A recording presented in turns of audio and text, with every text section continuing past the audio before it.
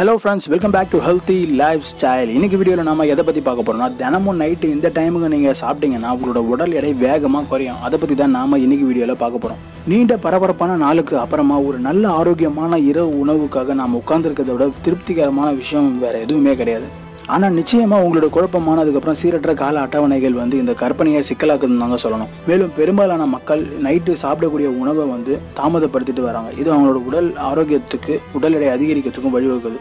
உண்மையில் இரவு உணவை சாப்பிட்றதுக்கு ஏற்ற நேரம்னு ஒன்று இருக்குதா அப்படின்னு கேட்டிங்கன்னா ஆமாங்க. ஒவ்வொரு நாளும் சரியான நேரத்தில் இரவு உணவை சாப்பிட்றதுன்றது ஆரோக்கியமாக இருக்கிறதுக்கு உதவுறதோட கூடுதல் எடையை குறைக்கிறதுக்கும் உதவுது. இரவு உணவு சாப்பிட்றதுக்கான சிறந்த நேரம் என்ன? படுக்கைக்கு போகிறதுக்கு முன்னாடி ஒரு பெரிய உணவை உட்கொள்றதுன்றது உங்களோட தூக்க சுழற்சியில் அழிவு தான் ஏற்படுத்தும். தூக்கத்தை கெடுக்காத வகையில் உங்களோட இரவு உணவை எடுத்துக்க வேண்டியது ரொம்பவே அவசியம். படுக்கைக்கு குறைஞ்சது 2 மணி நேரத்துலேருந்து 3 மணி நேரத்துக்கு முன்னாடியே நீங்கள் நைட் டின்னரை முடிச்சாகணும். 2லேருந்து 3 மணி நேரத்துக்கு முன்னாடி இரவு உணவை சாப்பிட்றவங்களுக்கு புற்றுநோய், இன்சுலின் எதிர்ப்பு, அதுக்கப்புறம் வீக்கம் குறைவாக இருக்கிறதா ஆய்வுகள் கண்டுபிடிக்கிறாங்க.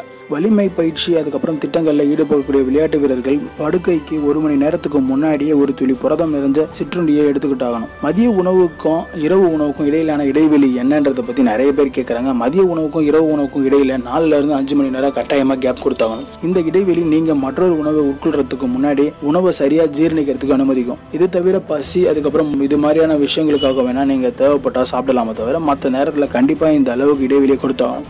உணவுக்கு இடையில ஏதாவது சிற்றுண்டி எடுக்கலாமான்னா நீங்கள் கொஞ்சம் பசியோடு இருக்கீங்கன்னா கண்டிப்பாக உங்களுக்கான சத்துள்ள சிற்றுண்டி நீங்கள் எடுத்துக்கலாம். பெரும்பாலான மக்கள் மதியம் 6லேருந்து 7 மணி அளவில் இரவு உணவும் மாலை 3 மணிலேருந்து 4 மணியில் சிற்றுண்டியும் எடுத்துக்கிறதுக்கு பரிந்துரைப்பாங்க. ஸ்நாக்ஸை பொறுத்த வரைக்கும் 200 கலோரிக்கும் குறைவான ஸ்நாக்ஸ் தான் நம்ம தேர்ந்தெடுத்து சாப்பிடணும். அதில் அதிக அளவு புரத சத்து இருக்கிற மாதிரி பார்த்துக்கணும். வேலைக்கு அப்புறமா பயிற்சி செய்யும் போது என்ன செய்யறது? எப்படி இருந்தாலும் உங்களோட இரவு உணவை ஒருபோதும் தவிர்க்க கூடாது.